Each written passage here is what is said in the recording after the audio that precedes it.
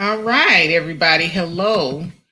I am so sorry. I hope that I am on time here. I try to schedule these things so that I am in here at the time that I say I'm going to be here. But I just wanted to go ahead and do the stream. Let me go ahead and see where I am over here on Facebook. Okay. Facebook looks good. All right, let's get into it, guys. All right, title of this video is going to be a discussion on child support. And the reason why I'm having this discussion is because, once again, I cannot stay out of Bernard's streams, but I've been listening to Bernard long enough to know that he does really well with his streams. And a lot of the stuff that a lot of these guys say on his stream, I don't believe that he is in direct agreement all the time with what a lot of these guys are saying. So I do like to go in and listen to his streams, and I will support him from here on out. I don't really view him as being one of those guys, if you know what I mean. So with that said, let me get into this, because there were some things that were said during that stream that were problematic to me, because it just seems to me that Black men, once again, here we are complaining about child support. They're complaining mostly that they don't get a say in the decision-making process once a child is conceived. And I do understand conception. You know, I was sitting on that panel with those guys, and they were talking about conception. When the child is still in the womb, the woman has all the rights, they're saying. And this is their complaint, that we can say yay or nay to whether or not we want to opt out of motherhood. And this is true. You know, as women, we do get a lot of the say because it is our body and our choice. So majority of the time, if we do not want to complete a pregnancy, we do have the right to say, well, you know what, I don't think that this is the appropriate time for me at this time. And so what men are saying, to even the playing field, they would like to have a semblance of choice. And in that semblance of choice, they would like to have what they call a financial abortion. And so they were asking the women if men should be entitled to financial abortion. And I went up there and I said emphatically, no. Okay, and it is not because I hate men. I hate when these guys, they get on these panels, and if you disagree with them, they start reading into what they think you mean rather than listening to what you actually say.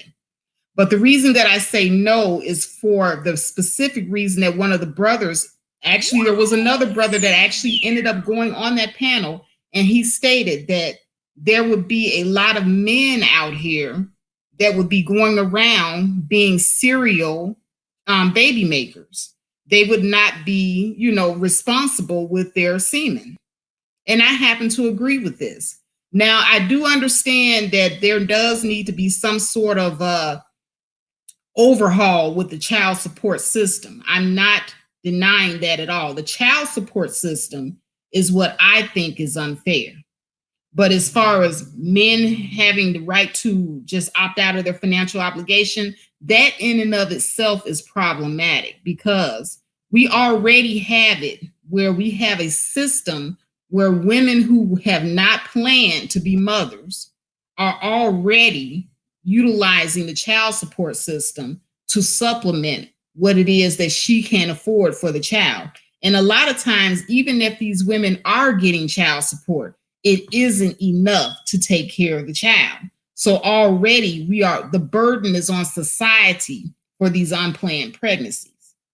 And what a lot of these men are proposing is that their financial burden be also placed on society. And that just isn't going to cut it, guys.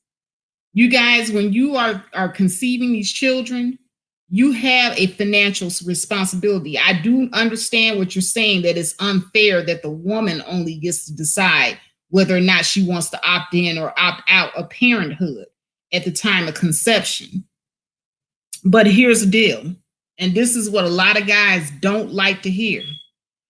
Knowing this, knowing that these laws are skewed in the woman's favor as far as the final decision, you guys do have options. And that is the option to not impregnate women that you don't want to be the mothers of your children. You do have that option. Nobody is going to trick you out of your sperm if you are being proactive, if you are being the type of responsible person with your sperm in the first place. If you know that these things, that these laws are out here like this against you, then that is what you have to work with. And a lot of men, no matter who says it, it could be another man saying this. And I believe on that panel, there was a man telling these guys this. They just don't want to hear the fact that they do need to be responsible, sexually responsible with their own penises to keep themselves out of these jams. But what these guys instead want, they don't want any responsibility. That's what all of these panels are about. That's what all of these discussions are about. I believe that later on, Ty City is going to have a further discussion on his channel about it. But fellas, and I'm talking to the men now, you guys are not going to escape financial responsibility by declaring that women having the ultimate right, the last say over their bodies, is unfair to you. You're not going to beat any court cases with that argument.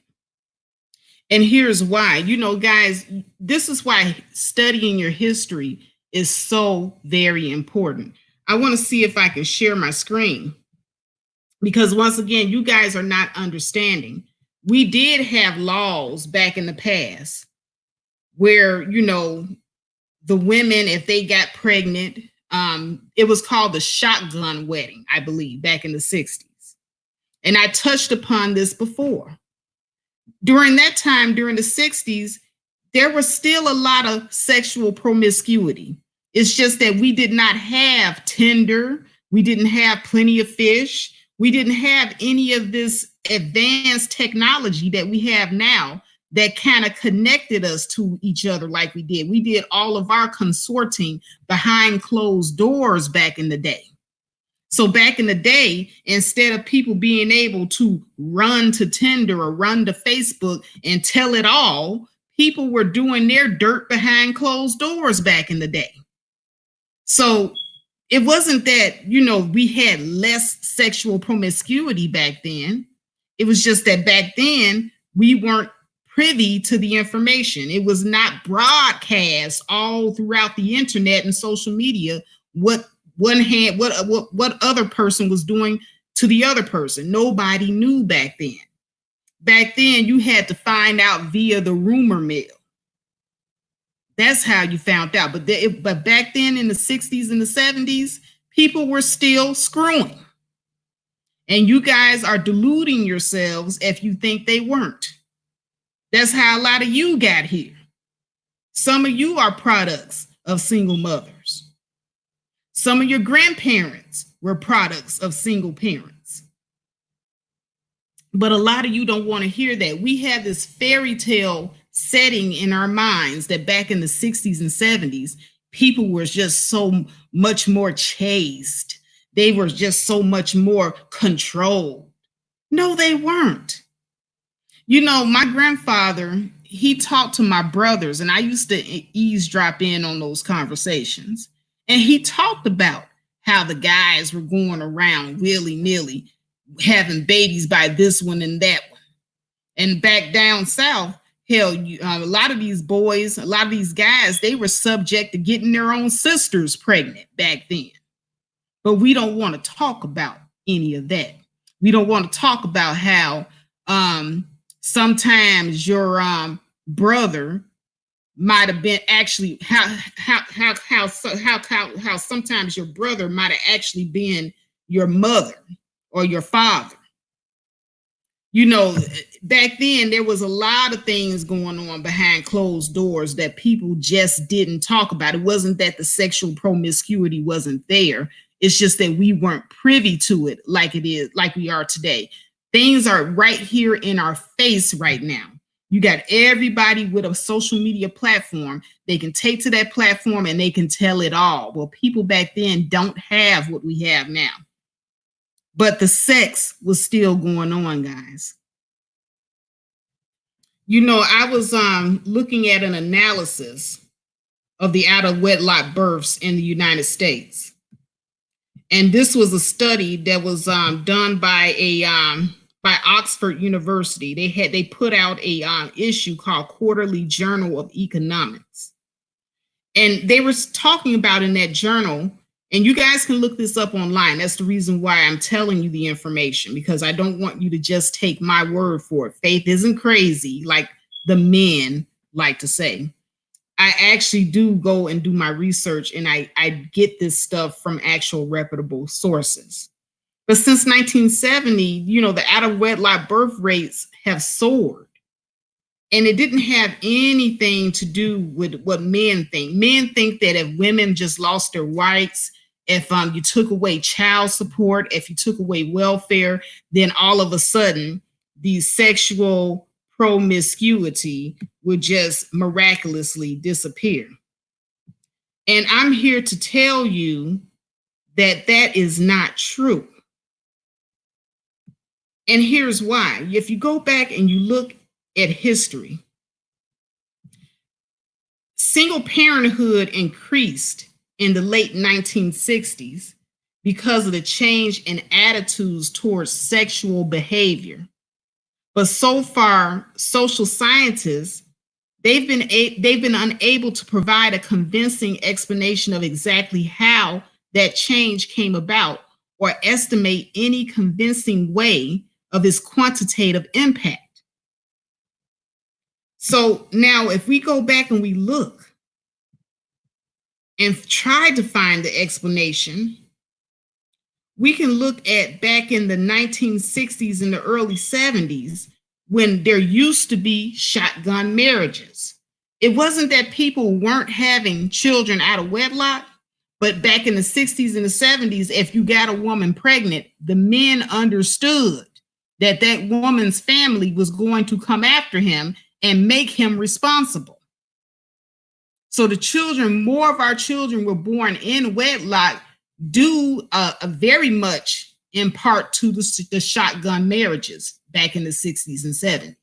Wasn't that they weren't conceiving out of wedlock, but by the time that father got through with them, the baby was born in wedlock.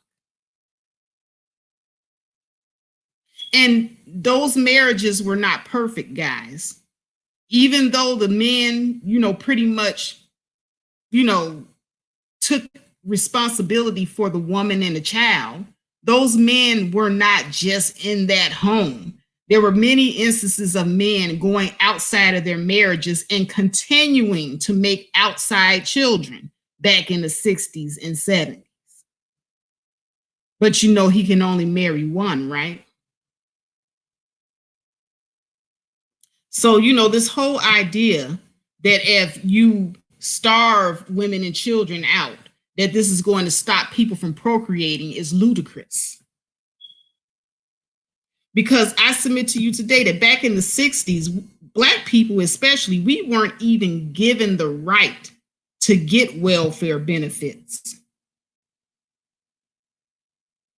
You know, one argument that appeals to conservatives is that of a economist by the name of Charles Murray, and he attributes that the increase to overly generous federal welfare benefits was the reason that there was so many out of wedlock births. But there was another economist by the name of David Ellwood that debunked this. David Ellwood and Lawrence Summers, look them up. They have shown that welfare benefits could not have played a major role in the rise of out of wedlock births because benefits rose sharply in the 1960s. And then it fell in the 1970s and the 1980s. So if the benefits fell in the 70s and the 80s, when out of wedlock births rose the most, you cannot use the argument that it's welfare being the cause of women not being responsible with their wombs or men not being responsible with their sperm. People were still screwing even after welfare benefits rose during the 70s and 80s. How can you explain this? People were getting more benefits then. I'm sorry, not rose, but fell in the 70s and the 80s. People were getting less benefits then. Excuse me, I have to correct myself. People were actually getting less benefits then. So if they were getting less benefits and the out of wedlock birth rate rose, then what is the reason why the out of wedlock birth was still high, especially during that period? That was the highest period that we had.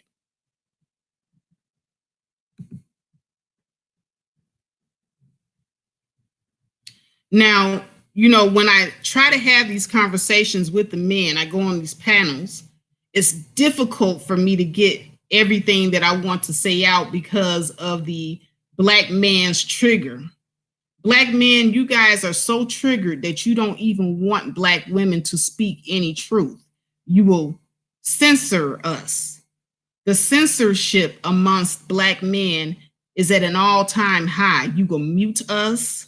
You will talk over us.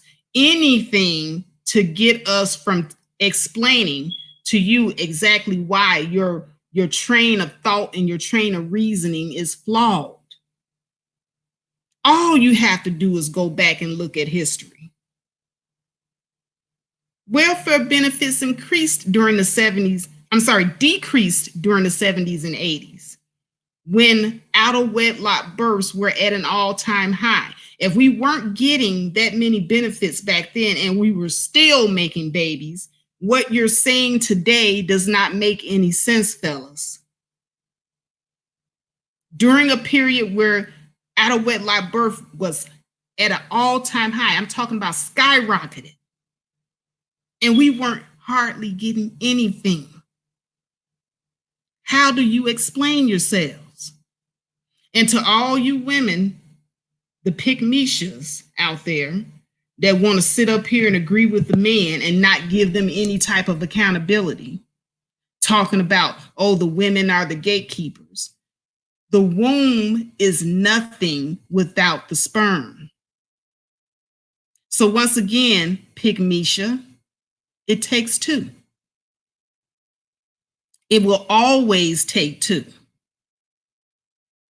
The two that laid down and created that life during conception are responsible. However, the men are right. Only one of them get to choose. But the reason that I went on Bernard's channel and stated that no, men should not be able to opt out financially is because the only reason why the women are able to choose is because we're the ones that have to carry the child. By law, and this is just looking at things from a rational point of view, the states and the government know that that child, beyond a shadow of a doubt, belongs to that woman. So that's the reason why the child is attached to the woman. The woman is given all the rights from that point on, because they know that beyond a shadow of a doubt, this is the child's parent. Now, the father, that's something that comes later on. That's the reason why you guys don't get any say. But if you look at things rationally and you try to explain it rationally, you guys don't want to hear it. And I'm sorry if you guys don't want to hear it. It is so easy for you guys to wear condoms. It's so easy. And I'm talking specifically on the men because you guys, you do have to bear a financial burden and you really don't get a whole lot of say. So in knowing this, utilize what you have and don't be laying down with women that you would not want to make a mother or a wife.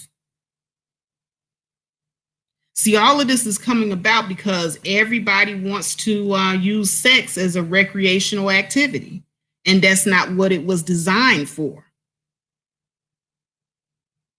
And you get exactly what you ask for when you run out here having unprotected sex. Simple as that.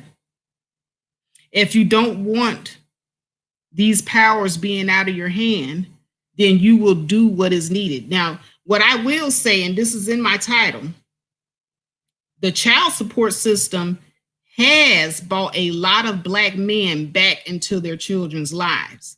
Before the states and the federal government were implementing child support, you Negroes were not in your children's lives like that. Let me go ahead and let's go down the timeline, shall we? Because back in the 70s and the 80s, when they didn't really have full enforcement from state to state on a federal level, there were a lot of men that were able to skip out of their kids' lives and you didn't give a damn. That's the reason why you have a lot of people from the Generation X, my generation, that don't even know their fathers. Because back then, it was the thing. You guys could just skip on out and there wasn't too many, operations in place. Child support was in place, but it wasn't fully up and functioning until approximately around the 2000s, when they had the whole operation going like a well-oiled machine. But before then, when you guys could get away with it, you were gone. There were so many children in my generation that grew up not even knowing who their fathers were. You didn't care. When you guys could simply be let off the hook, you didn't care. But now what I'm starting to see with this whole new child support system in place is now that you guys have to pay, all of a sudden you care about being in your children's lives. You care about taking part in their growth process now that money is on the line.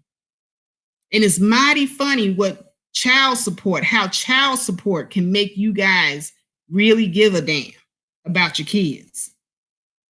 Beforehand, when you didn't have any skin in the game, it was just mama's baby, papa's maybe.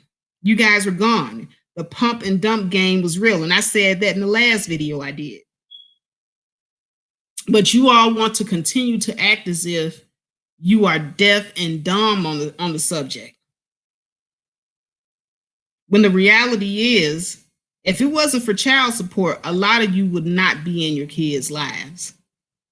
If it wasn't for child support, if you guys could just pump and dump, you would just do so and not even look back on these women and children. That's the reality of it. And a lot of you don't want to hear it. But no, I'm not saying that I hate Black men or that I want Black men to suffer or that I don't want Black women to have accountability. I'm not saying that at all.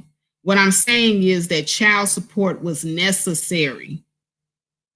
Now, I do agree that the child support system does indeed need an overhaul, because there are a lot of things that's within the system that I don't feel is fair. But I don't think that men should be able to opt out of their financial responsibility for the child, because that puts taxpayers on the hook for you all's irresponsibility and recklessness. And that just isn't going to do either. So with that being said, I think that it should be exactly the way it is now. As it stands, you men are just going to have to take that L. If you go around here raw dogging everybody and getting women pregnant, then that is the consequence that you have to deal with. And it's the same thing with women. Women are not unscathed in this either. Even though the bulk of the decision making is on us, we have to, most of the time, take responsibility for raising that child. We are the custodial parents. And I don't know about you men, but that is no small feat right there. You know, I would rather be the person paying the child support and having my time to myself than being the person actually having to be involved with the day-to-day raising of the child and not really having time to myself. And that is the exchange that women have. So you see, there's no winners in this. But men, because you find that you have a financial obligation, and you see that you see the women getting your money as being some sort of benefit. You can't see that a lot of times the money that these women are getting, on average, our people are poor. So if you look at the average type of guy that's getting these women pregnant, a lot of them are serial baby makers. So they have more than one child already. So exactly how much support are these women getting from these guys?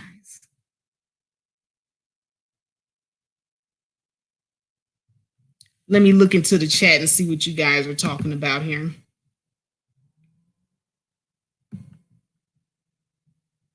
Hi, Princess Rescuer, Love Wisdom, Sheila E., Kevin Paris. Mella says some types of men find women such as you intimidating. They simply would prefer to be sexually irresponsible. Liz Martin says many of the out of wedlock births are the result of adult men sexually abusing teen girls. Yet, Liz, you know what? That is actually a great point that you brought up. And it doesn't really get talked about. But there's a lot of teenage girls in my generation. I saw 14-year-old girls, they're not women, they were girls, involved in relationship with grown men in their 20s and 30s. And a lot of these girls were in domestic violence situations at such a young age as well. And that doesn't even really get talked about either. Kevin Paris Internal says every woman start like that on the panel. Eventually we will get used to you. Okay, Kevin, well, I guess.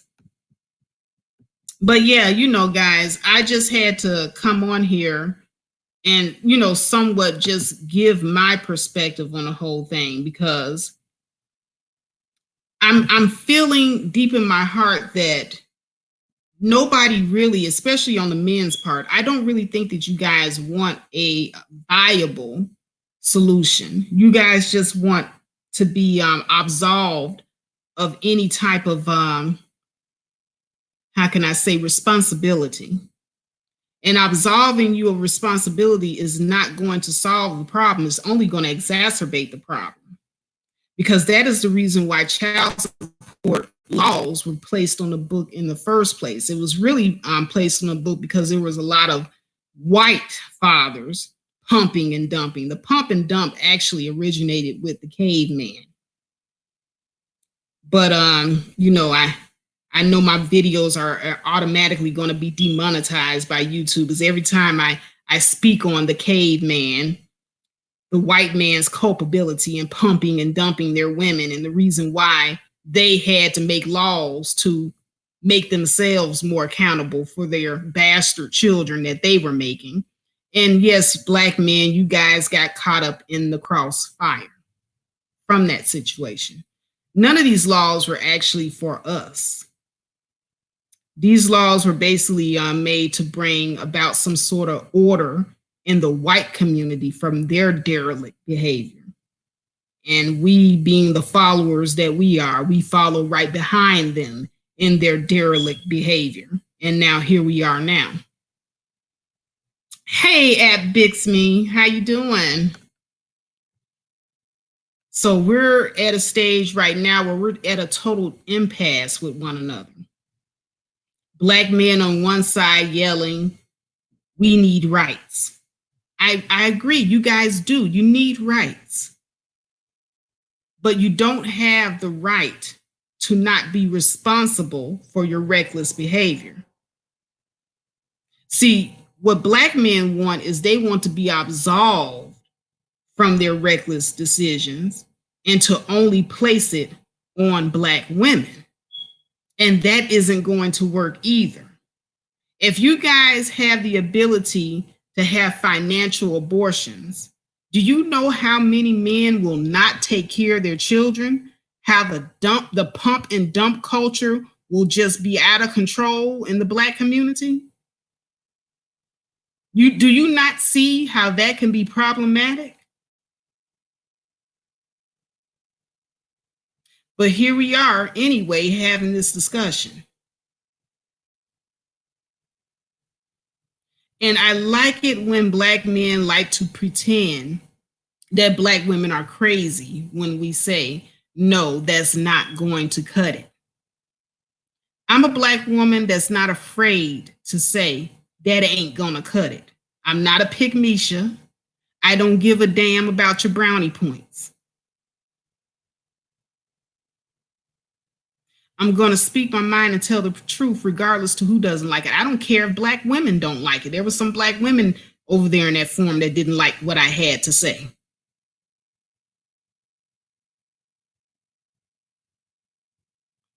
At the end of the day, if two people come together and they're using sex as a form of recreation, and they're being very, very promiscuous, and they're being reckless with what they're doing, they're not protecting themselves. Neither one, she's not on the pill. He's not using condoms. He didn't get a vasectomy. She didn't use any of the other 1,001 forms of birth control that she had. Both of you are at fault. And yes, men, as much as it sucks, you're going to have to sit back and wait to see exactly what she's going to do. If she has the child, you're on the hook financially. If she doesn't, you're off the hook. And that's the position you put yourself in when you're using sex as a form of recreation.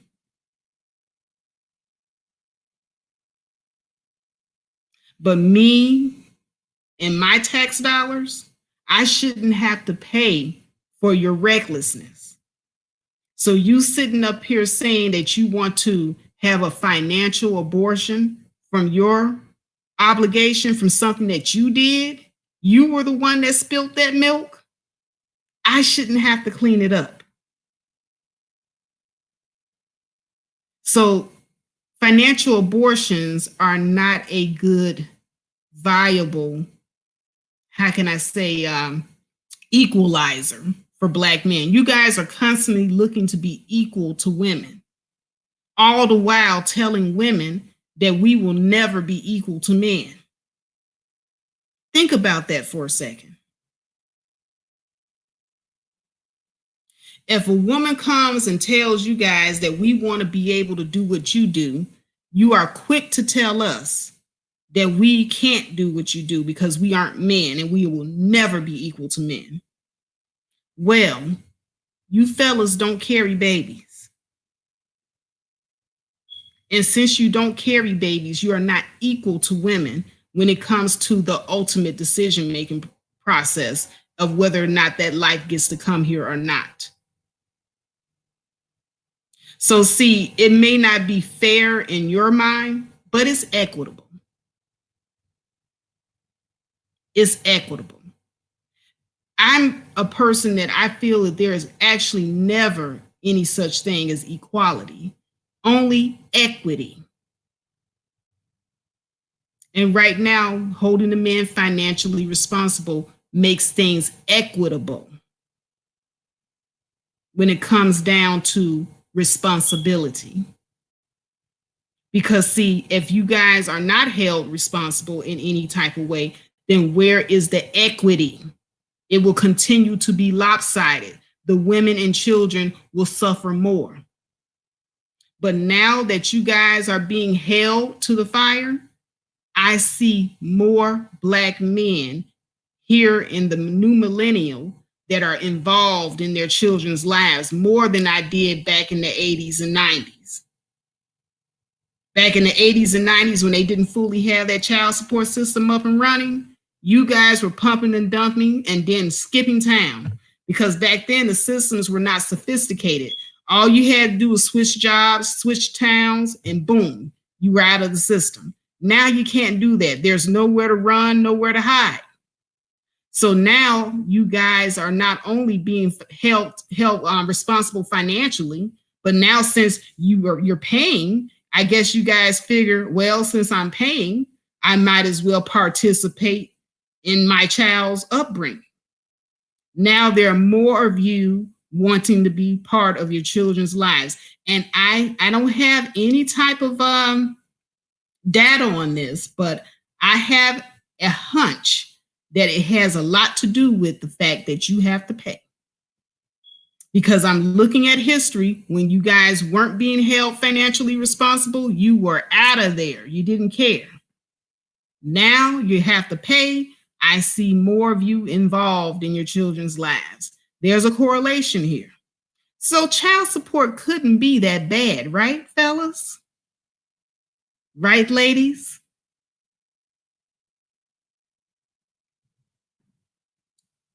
Passe Nore Joe says that includes marriages. I agree to a certain point that it does, because I am noticing that it doesn't really affect the marriage rate, by the way, because we still have a very high out of wedlock birth rate, guys. So we aren't getting married that much. But what I am seeing is I am seeing a surge of Black men who are being a little bit more responsible and thinking twice about where their seed is going. I see that a lot now more with Black men. 50% of Black men are childless. And that's a good thing. So I am seeing that, this child support, holding the men responsible, is helping in a lot of ways. It's making the men think twice about slinging that penis and that sperm around like that. And it's also making the men more apt to want to be in their children's life on a regular and more consistent basis. Like I said, back in the 80s and 90s, when it was easier for men to skip out on child support, you didn't really see a lot of involved fathers. What's up, Third World Colombian? Mela says 70% compared to other ethnicities. Exactly. CKZ, what's going on? She says, hi, Faith. Are you sure that 50% of childless men aren't the sons of fathers who abandon them and not wanting to repeat the madness? But that's what I was saying, CKZ. 50% of the childless men, as far as with the child support, men are being more careful now that they know that they're being held responsible financially. So the child support is doing two things, in my opinion, is making the men think twice. So that's the reason why you do, like you said, have 50% of childless men that saw what their fathers did, and they don't want that same thing in their lives, especially the abandonment. They don't want to have to be responsible for abandoning a child. So they're thinking twice. So this is what child support, in my opinion, has done. And then the other thing that it has done is those that have to pay, they're starting to want to be more involved in their kids' life because, hey, I think they figure if I'm paying, I might as well be there.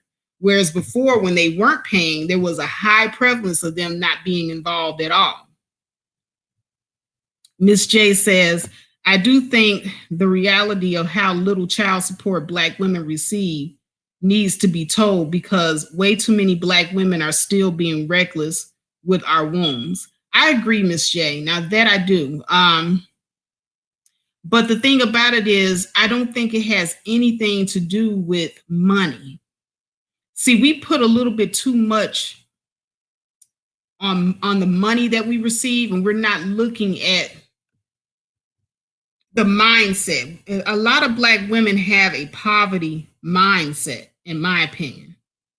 And this is something that doesn't get discussed. We don't discuss how Black girls are overly sexualized at an early age, how a lot of us are molested, how a lot of us are made to feel that our only function in life is to be sexually pleasing and to be beautiful and all this other stuff. So we have to look at the psychology of the Black woman, because as I stated earlier in this video, back in the 60s and the 70s, no, the 70s and the 80s when they decreased welfare payments. So that means that we got less money. Our out of wedlock birth rate skyrocketed back at that time. So that should tell you that money has absolutely nothing to do with it. There is a psychological impact going on here that we are skipping over. Somebody said it earlier. I don't know who that was. You go back to the comment. I think it might have been at Bixme when she was talking about how the Black girls are being molested. And I think that that has something to do with it. I think that the over sexualization of the Black woman over the years has a lot to do with it. It's been ingrained in our psyche that this is what we're here for. Indy Sider says it shouldn't have taken child support to get Black fathers to be involved in their children's lives. Being a father to their kids to raise them should be the reason for being involved in their lives. I agree. Do you host panelists, Faith? I can, but I haven't had any takers at this time. People don't want to get up on the panel with me. But yeah, I could. Maybe at a later time I might. Ms. J said, that's true at Faith. We do need to work on our mindsets. We need to focus on promoting having productive children and raising functioning children instead of just saying children are a blessing. Exactly. And what we also need to do, because I think with the women, we're so broken and it doesn't really get talked about. We focus a lot on the men, but we don't talk about these broken women out here. We have a lot of Black women out here walking around looking for love in all the wrong places. And it is not even having to do with a man. A lot of us are looking for love through our children. We think that if we bring these lives into the world, that finally there will be somebody to love us unconditionally. And that is a mindset that is running rampant within our communities as well. And, I think that we really need to focus on psychologically, what this is doing to our women. Because a lot of these women are looking at, if I can't find a man to love me, my children will love me. Or if my parents didn't love me, this child will love me. This is how I talk to a lot of young girls that have gotten pregnant over the years. And the psychology and the mindset has nothing to do with finances. Nothing. Lisa Askew Kilpatrick says, Faith, check out YouTube, George Macon 2. He's looking for a panel of women like you for a panel discussion. Look at his last video today. Okay, I'll check it out. I'll check it out, Lisa. But at this time, I'm going to go ahead and end my stream because I have a few things that I needed to do today. But I do thank all of the people that came in here, as always. Miss J, Lisa Askew Kilpatrick, Indy Sider, Third War Colombian, Kevin Paris, CKZ, CKW, Mella, at Bixme, Pass Noray Joy, Pass Noor Joe, I can't pronounce it, and Liz Martin, Sheila E., Princess Rescuers. I want to thank everybody from coming in and just taking the time to listen. Love Wisdom. My email is thefaithjonechannel@gmail.com.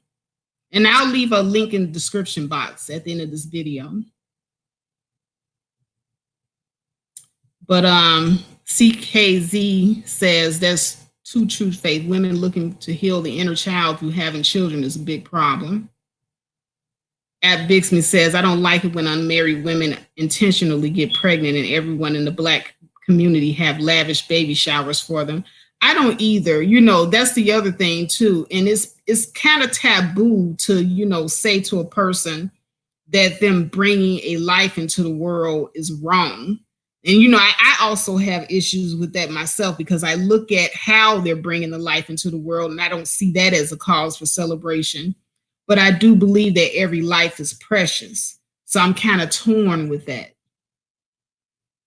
But at any rate, let me go ahead and get off here. I've been on here 45 minutes. I really don't intend to make my live streams too long because these live streams, guys, as you know, with YouTube, they don't generate a lot of revenue.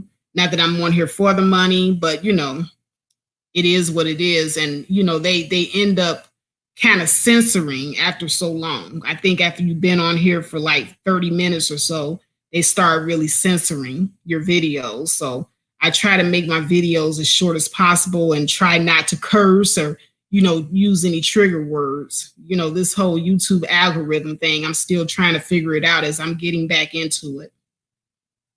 But I love all of you. Thank you so much, Lisa Askew. Miss J says, I have a bigger issue with our unintentional pregnancies than intentional planned pregnancies. Yeah, you know, and that would be something too, because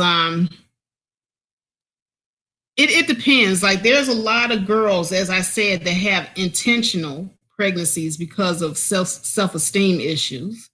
So the intentional is just as bad as the unintentional, especially if the intentional pregnancy is done for the wrong reason and without any clear planning. But at any rate, guys, let me get off of here. Ty City is supposed to be having a discussion on this a little bit further on his channel. So if you guys would just tune into his channel a little bit later on, I'm going to be there definitely to see what the fellows are talking about, because I'm always interested in hearing a different point of view. But thank you all for watching, and you guys have a great